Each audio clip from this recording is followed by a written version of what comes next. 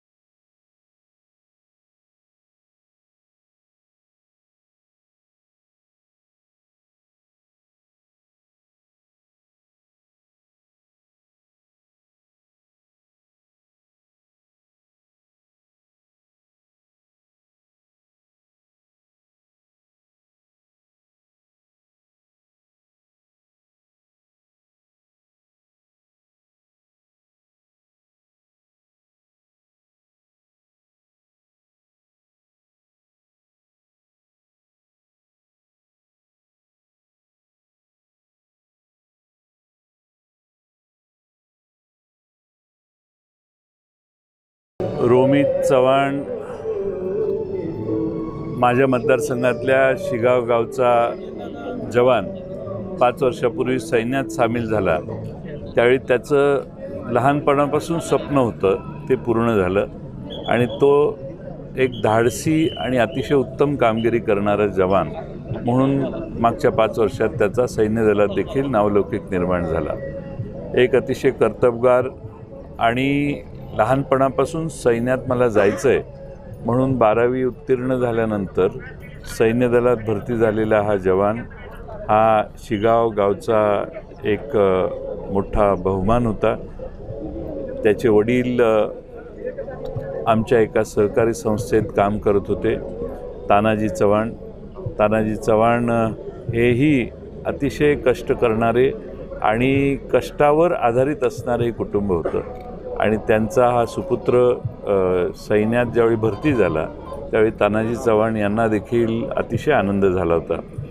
पण आज 5 वर्षानंतर एका चकमकीत दहशतवाद्यांचा खात्मा करण्यासाठी रोमितने आणि त्याच्याबरोबरच्या सहकाऱ्यांनी जे अतिशय शूरत्व दाखवलं आणि दहशतवाद्याचा एकाचा खात्मा केला, त्यात दुर्दैवाने रोमितला शहीदत्व प्राप्त झालं. आज रोहितच्या या ठिकाणी अंत्यसंस्कार होत आहेत. शिगावला वारणा नदीच्या काठावर हा अंत्यसंस्कार होतो आहे. आम्हा सर्वांनाच रोमितचा कायमचा अभिमान राहील.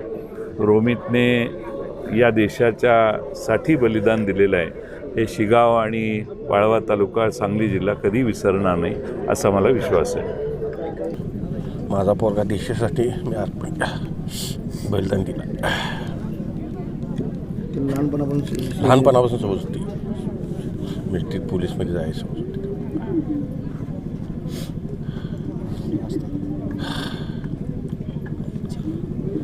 कधी शेवटचं बोलणं शुक्रवारी झालं 5:30-6 वाजता.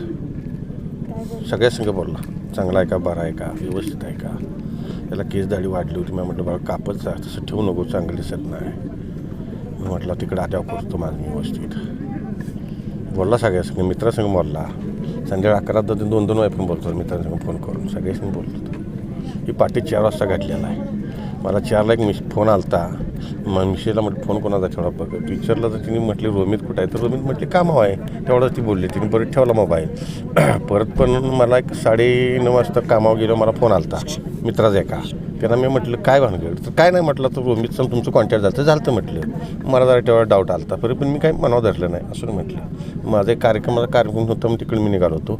त्यावेळेला ती जात असताना मला वाटत सावड्या पुढं फोन आला सुभेदार साहेबांचा.